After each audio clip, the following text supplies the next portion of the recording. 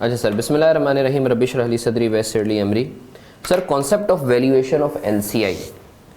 अभी आपने देखा जब हमने कंसोलिडेशन स्टार्ट की तो व्हाट वी डिड कि सर एनसीआई का जितना भी हिस्सा होता था एक्विजिशन डेट पे, जो भी आपका fair value of net assets होते थे, उसका हम एक परसेंटेज लगा लेते थे और प्रोपोर्शनेटली एनसीआई को हम एलोकेट कर देते थे। ठीक है सर, ऐसा ही करते थे ना हम लोग कि सर एनसीआई का जो भी हिस्सा होता था, लेट से मैं बोलता हूँ नेट एसेट्स हैं वो 1 लाख के और एनसीआई का शेयर है 20% का, तो हम 20,000 एक्विजिशन डेट पे ले लेते थे।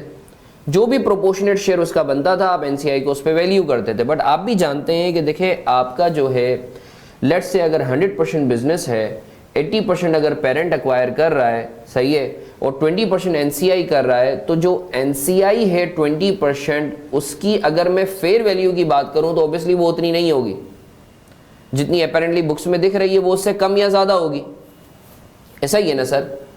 तो एक सवाल आता है कि हसन हम एनसीआई को जो है प्रोपोर्शनेट शेयर पर रख रहे हैं, but there is a possibility कि इसकी जो वैल्यू हो, फेयर वैल्यू, वो इस प्रोपोर्शनेट शेयर से कम या ज़्यादा हो।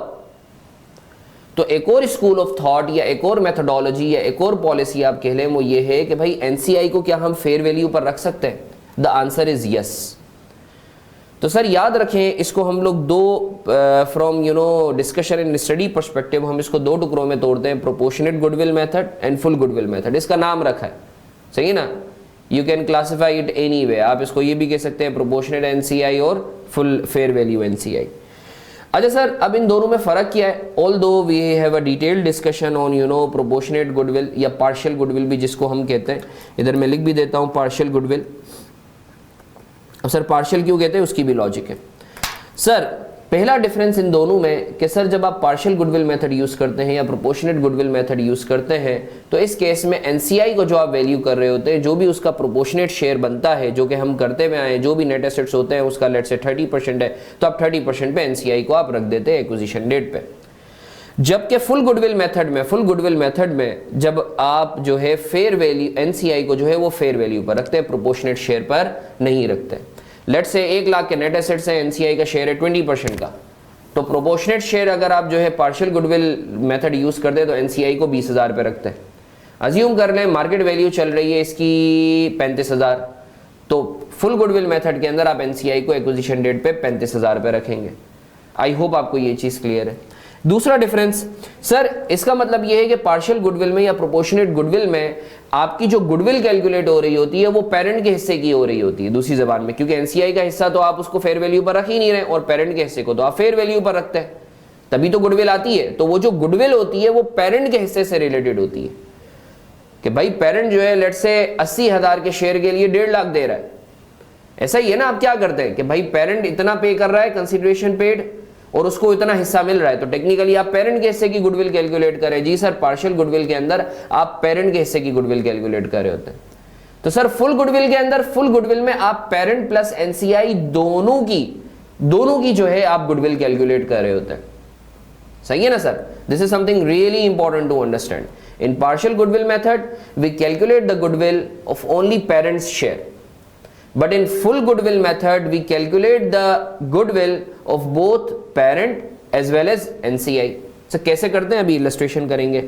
अच्छा सर याद रखें, सर गुडविल कभी तो खत्म होगी ना, या हालात खराब हो गए। जी सर, तो याद रखें गुडविल अमोटाइज नहीं होती, गुडविल इंपेयर होती है, इंपेयरमेंट लॉस जिसको हम कहते हैं, IS36 के तहत जो हमने पढ़ा है बेसिक लेवल पे।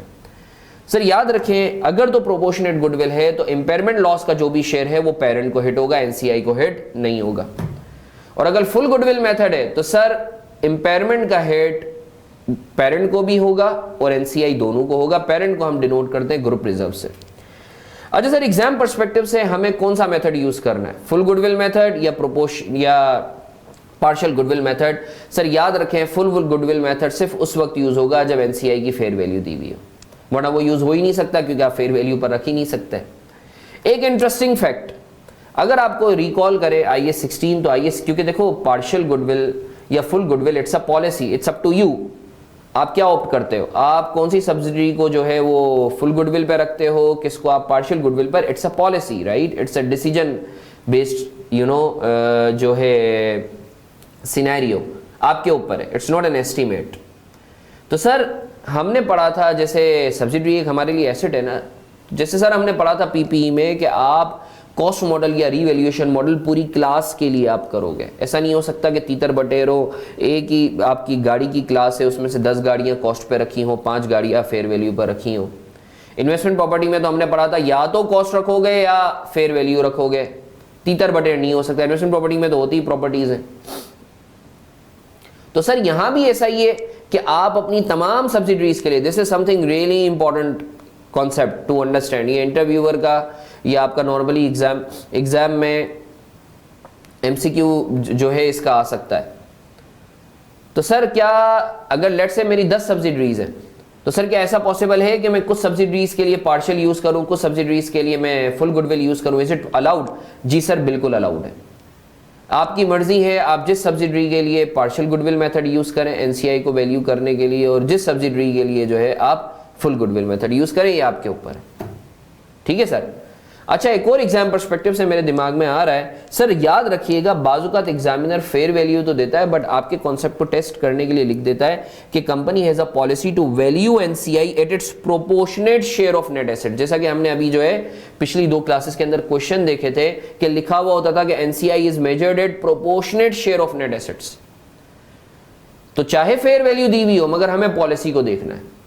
अगर पॉलिसी नहीं लिखी हुई तो फिर आप भले फुल गुडविल पे कर लें। तो सर आई एम श्योर आपको जो है फुल गुडविल और पार्शियल गुडविल के हवाले से क्लैरिटी है, और आपको जो बाकी मैंने डिफरेंसेस बताए उस पर भी क्लैरिटी है। Thank you.